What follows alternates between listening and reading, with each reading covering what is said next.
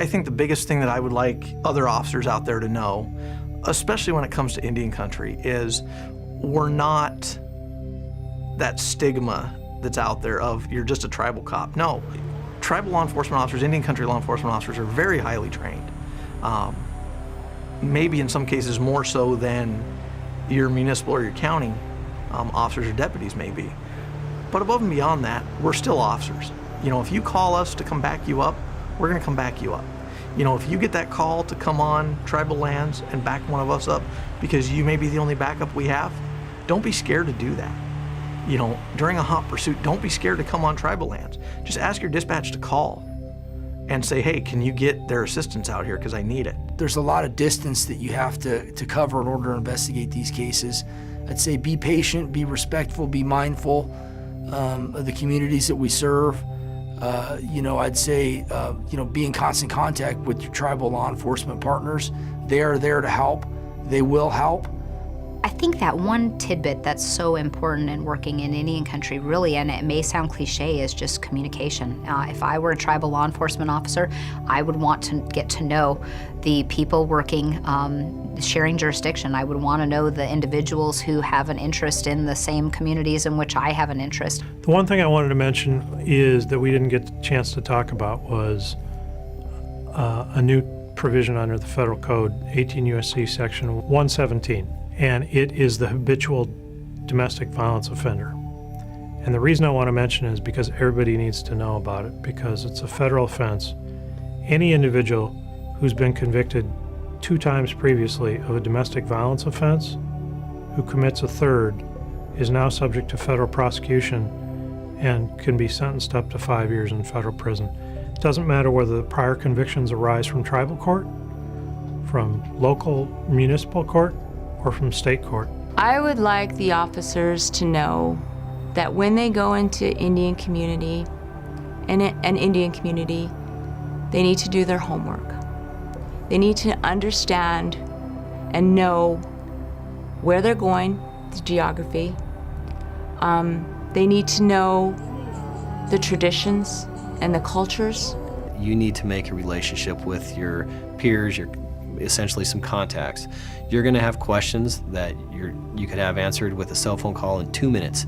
But if you don't establish that relationship before you run into it and need it, then it's not going to be there for you. So establish those relationships.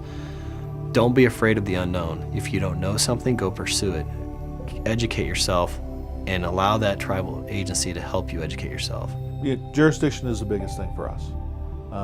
Knowing who assaulted who and where that occurred makes all the difference in how we charge something. We have much more in common than we have different. And when we realize that, and that we're all part of law enforcement, I think that that we work better together, that there's more trust, and it also makes it more fun when we're working on the same team. Meet those tribal officers. If you see them in getting gas, stop in and just introduce yourself, exchange business cards, you know, talk periodically and just exchange information, because you never know. You know, I always heard it coming up through my law enforcement career.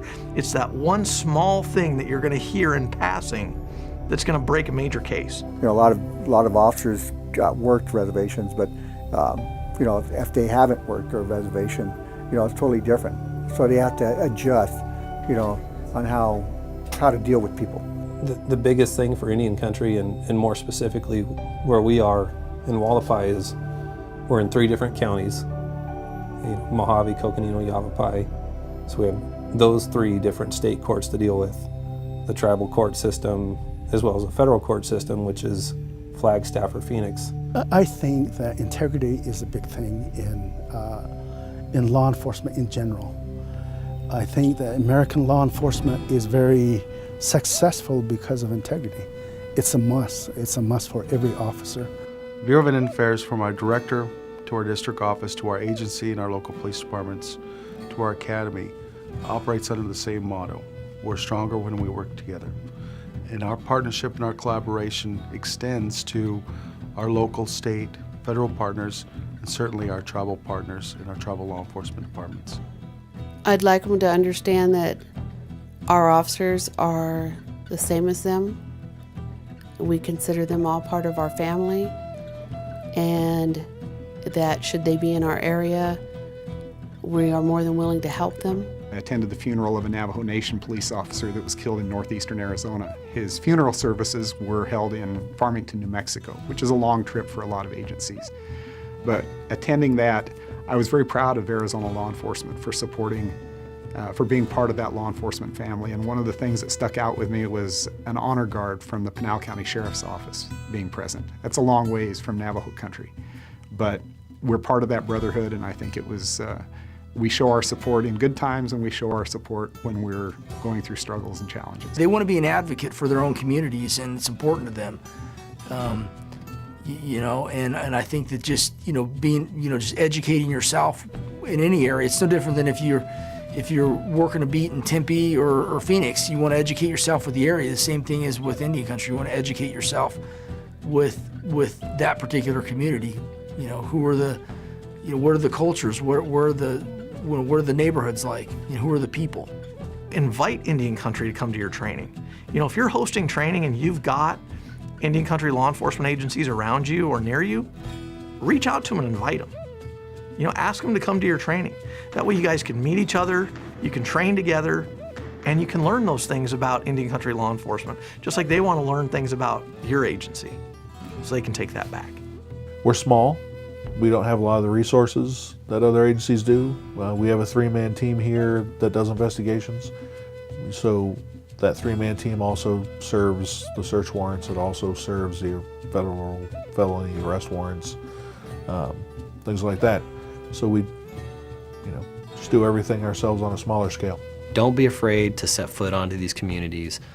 There's very good people there. There's good officers working there, and it's just going to make your job a lot smoother. When you're afraid of that checkerboard system and you avoid working around the reservations, you're doing the community, both tribal and not, a disservice. So you need to embrace that, educate yourself, and you'll work much smoother in those communities. I can't say enough about law enforcement officers because you can't be doing this job for the pay, because you certainly don't make enough to do the job and face the dangers you face and the challenges you face for the money.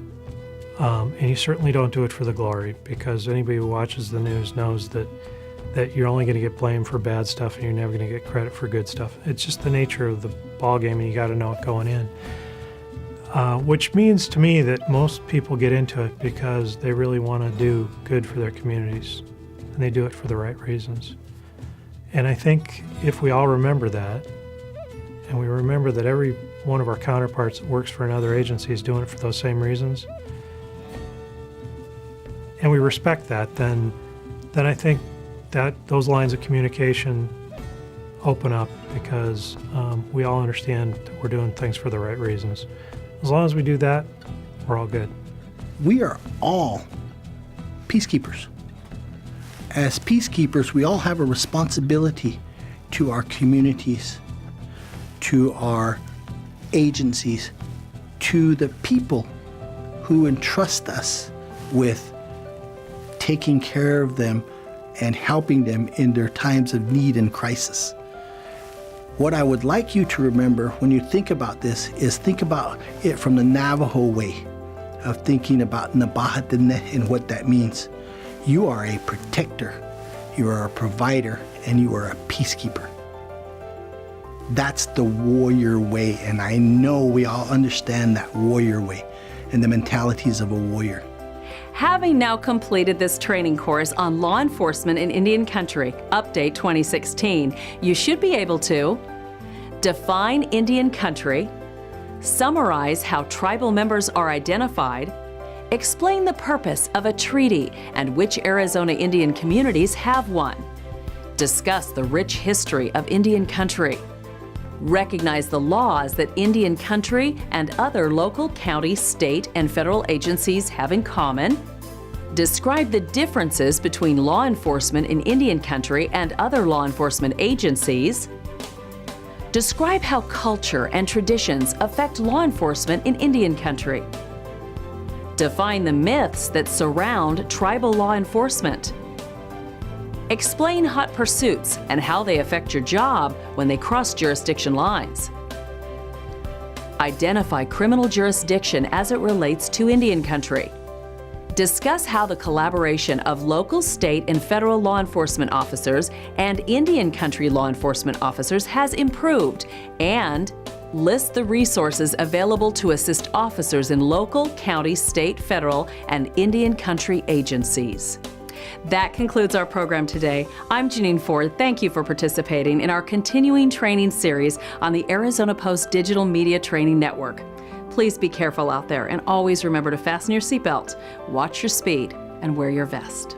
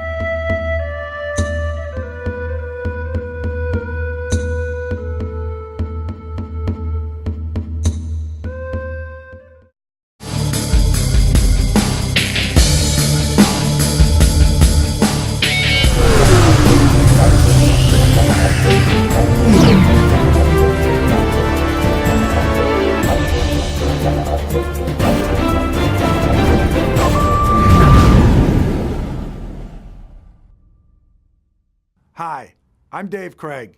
As a citizen of Arizona, I want to thank you for your service and for watching the Arizona Peace Officer Standards and Training Board Digital Media Training Network.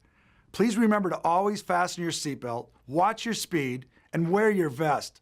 Your family and friends are counting on it.